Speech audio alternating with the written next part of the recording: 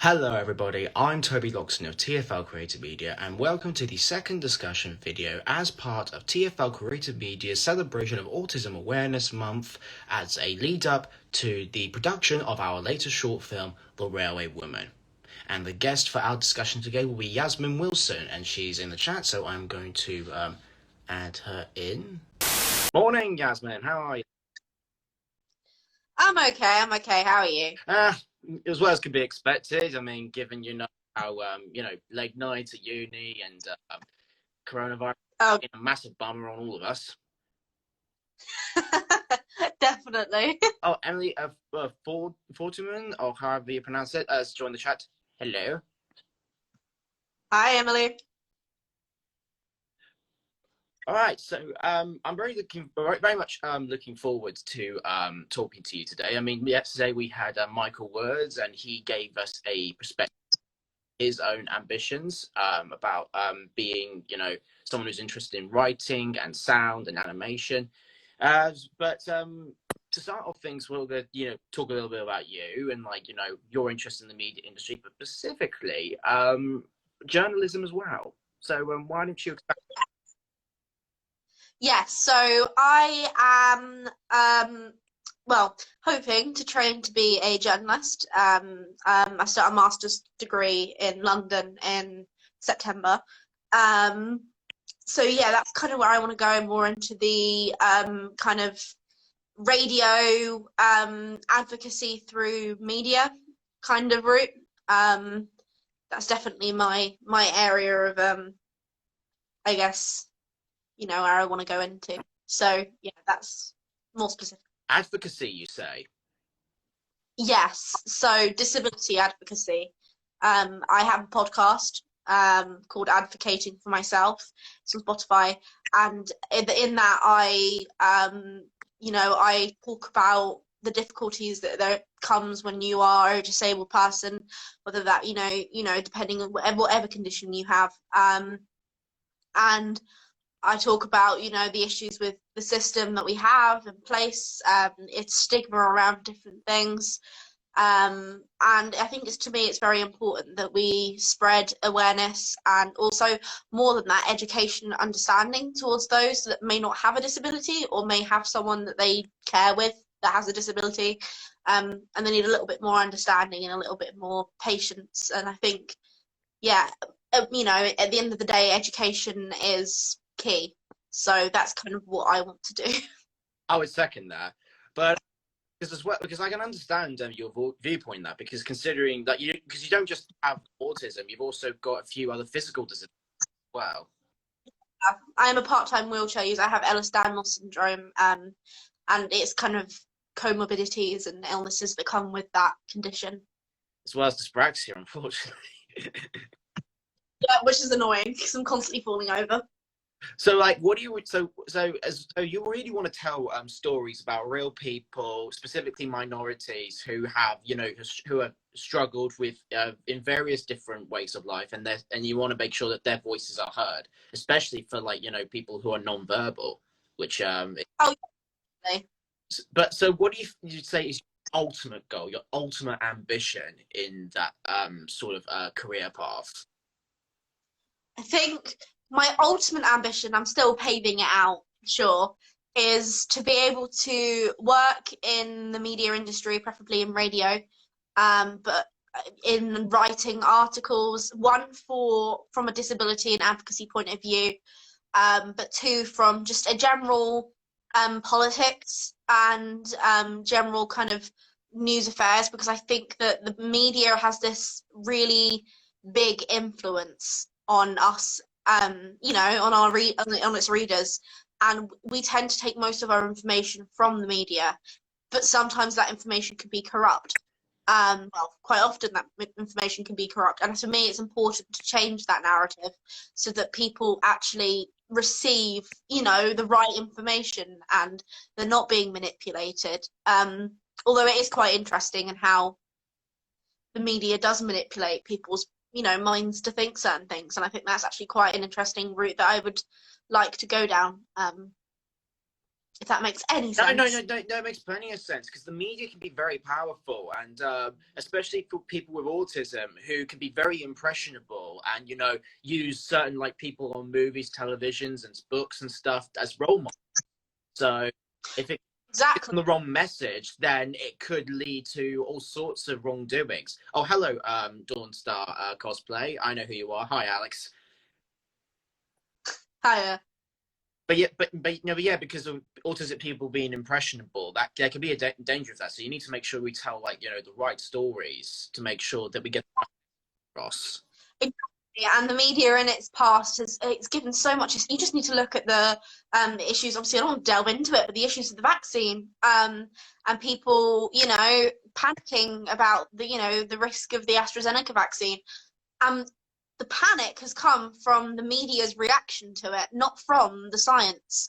And to me, it's really interesting how we take someone's word as gospel. And I think that narrative needs to change because the media preys on those that might be more impressionable in order to,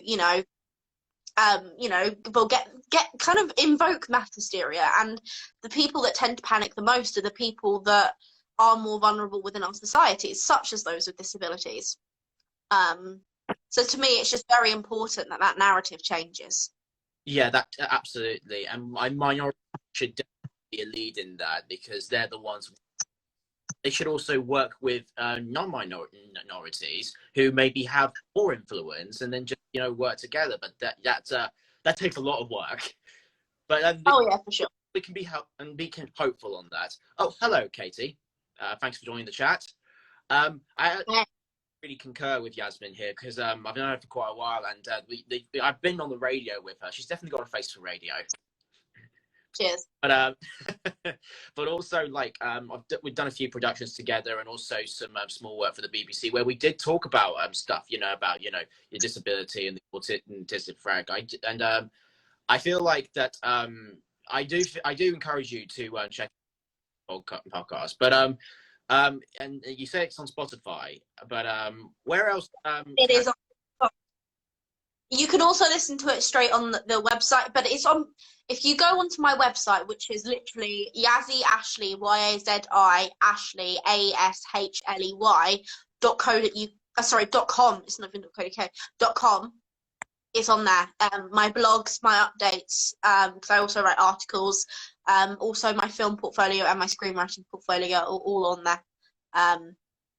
So yeah, and it's only being. And where else can people find you on social? You can find me on this account, which is my professional account, which is yazzie.ashley. You can find me on Twitter quite often, which is just Yazzie Ashley, all one word, same as my website. Where else can you find me? I'm mostly on Twitter and Instagram, to be fair, but my Facebook page, Yazzie Ashley, it's all the same kind of wording. And yeah, then like I said, like on Spotify, you can find my podcast. And my YouTube channel, which is also surprise, Yazzie. Well, no, it's consistent branding.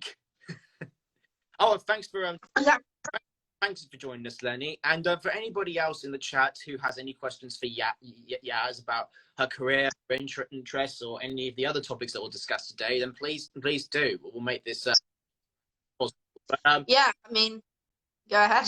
Yeah, well, because you were talking about trying to get forward the right messages, and I think that also extends about the right kinds of representation.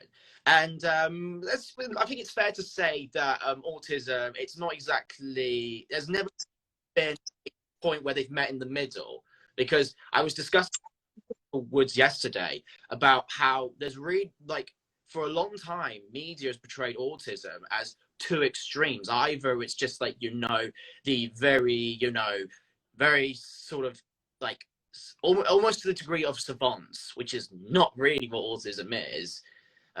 Rain Man much, but also but either it's just so mild that nobody actually really notices it, or even doesn't really show the variety of it. I mean, would you agree with that, or is there more you could add on to that? I would agree. With autism representation, it always has to be one or the other. Like, it's either they are an extreme savant they are normally male, or they come across completely socially inept, or they're nonverbal. There isn't this person masks very well and functions within society, although that's a whole can of worms I can open about what we're actually disabled by. But yeah, it's very much that.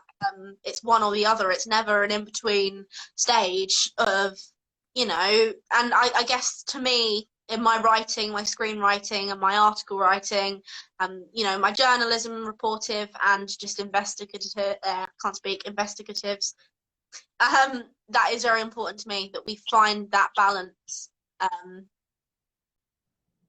Yeah, and you think very much so. So you think that like the key to like what writers should be doing when it comes, especially for those who are not on the autistic spectrum and maybe not fully know where they're coming from, but if they want to write for autistic characters, they really should meet in that middle ground.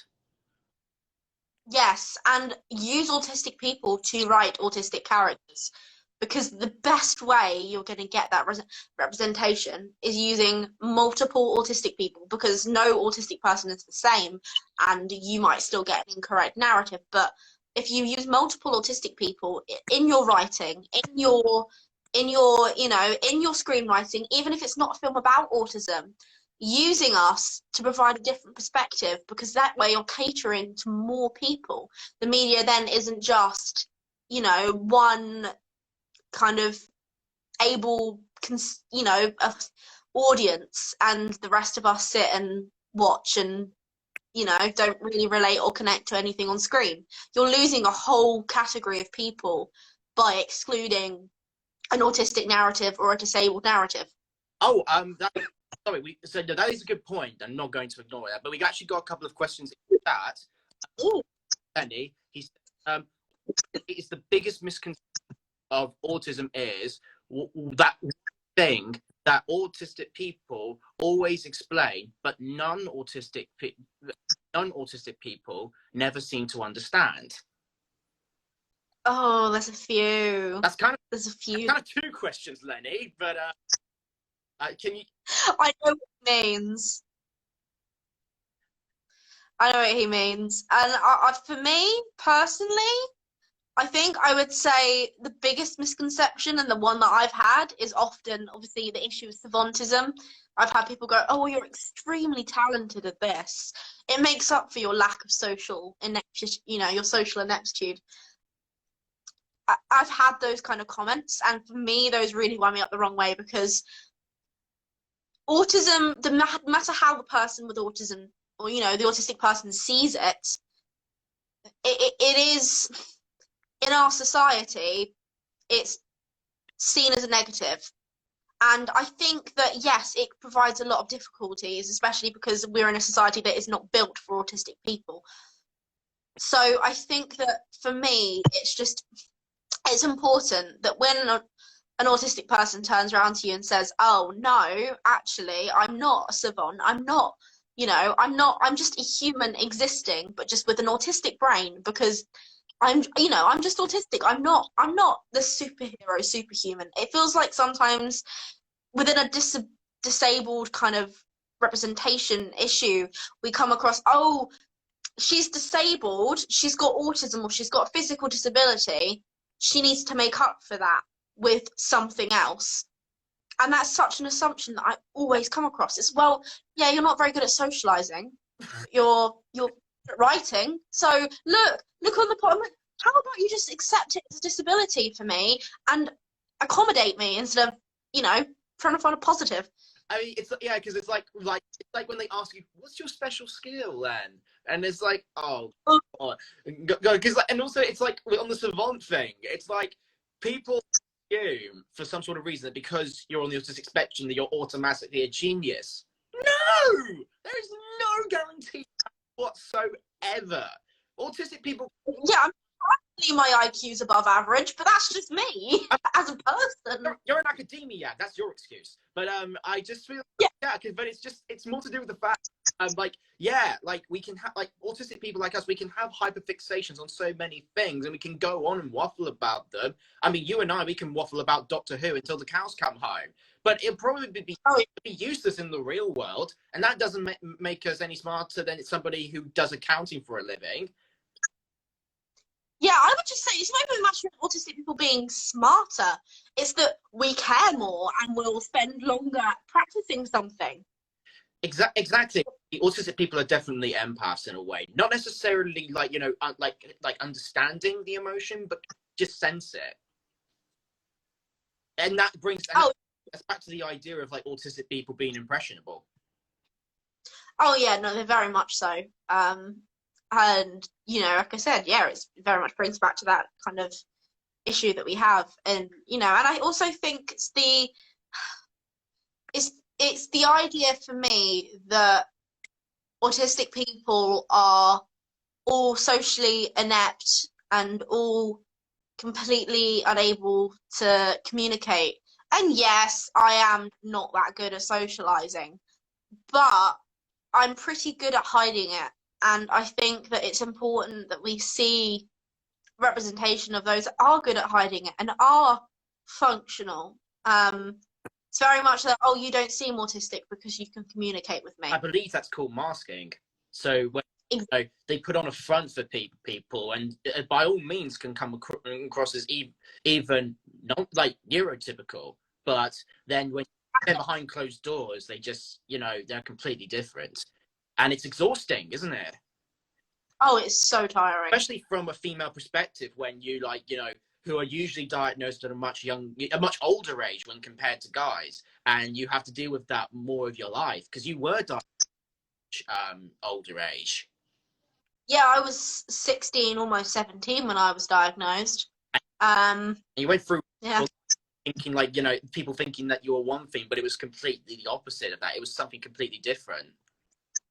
Oh yeah, I went through child mental health thinking that I was just traumatized from bullying or that I was mentally ill, which yes, I do have mental health issues, but those mostly come from the undiagnosis of autism until a later age. So it's so important we normalize this narrative of looking for autism in younger girls and women because it can be harmful to not be diagnosed.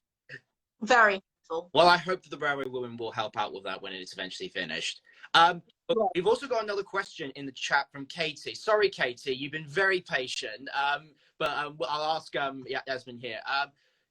Katie asks, for autism representation and sending out the right message, which do you think is important to show? Autism happiness / acceptance or awareness, or both as important as the other? I think for me, it's autism education. So actually, I think that awareness and acceptance comes from understanding and education. So if us as autistic people can speak out and educate the general population on, you know, what it's actually like to be autistic, I think that that will feed into a autism acceptance and awareness. I think autism is accepted in our society. Do I think that I think people are aware of it, but I don't think they accept it. So I think they're both very important. But right now, awareness is not as important as acceptance because most people know what autism is. They just don't understand it very well, or they don't accept it, or they think it's this miserable condition. Yeah. Or like they think of it as just like a simple one straight line. I mean, it used to be viewed as like a spectrum. The spectrum was viewed on a line, but it's actually more viewed like an umbrella. And if you can pick specific bits in that umbrella, that's kind of where you're at. So it's not just like you're in a place and be in all parts of the umbrella. Oh, and he's got a second question.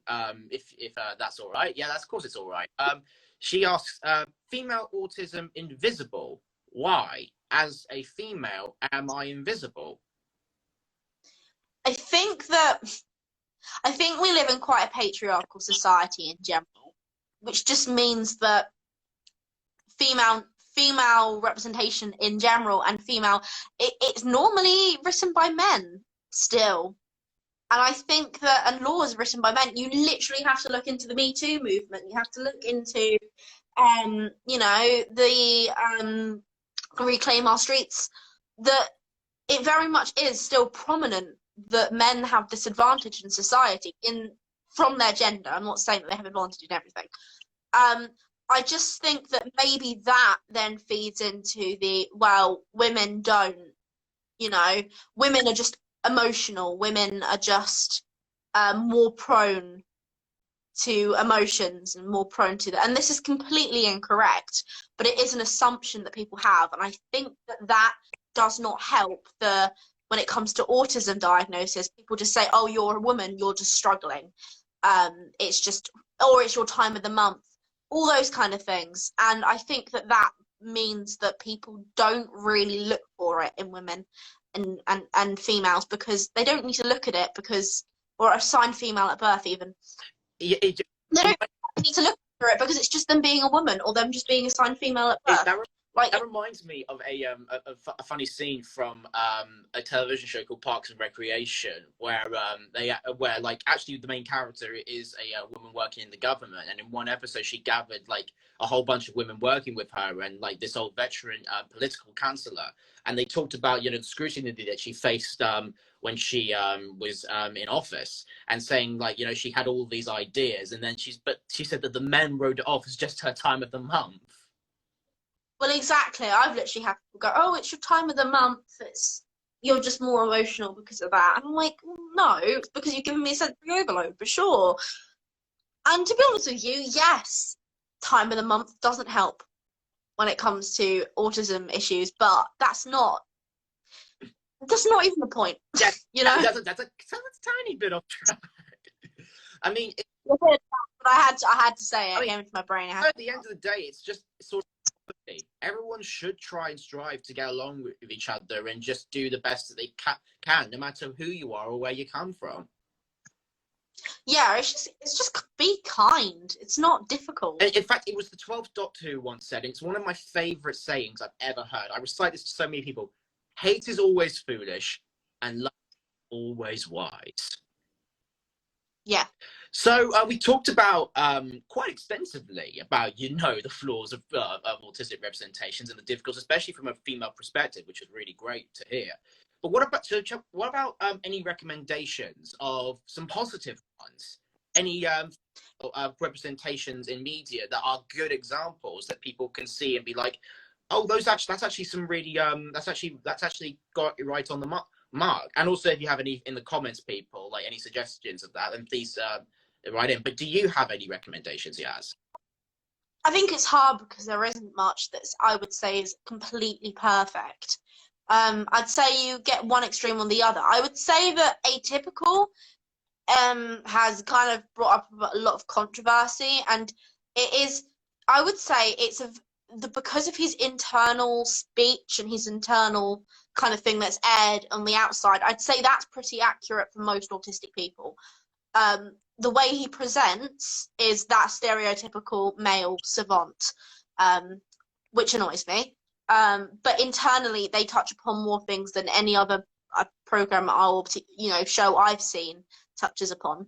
Are we just doing TV shows and film? Because I've got books. Not just television shows, it's films, stage plays, books, audio dramas, anything. I'd say the most accurate I've come across is State of Grace. I can't remember who it's written by, but it's a really good book. It follows a young girl with autism. Oh, she's a teenager. She's obsessed with horses. She's not a savant. She's not super gifted, and she's just trying to navigate her teenage life, but as an autistic person.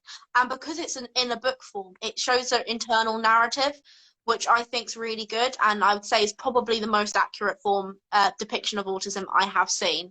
Obviously, there are mentionable notes such as The Imitation Game, as much as it's also kind of a tragic depiction, so that annoys me. And he is, again, a savant. I agree with you, because I mean it's now well established that Alan Turing was not.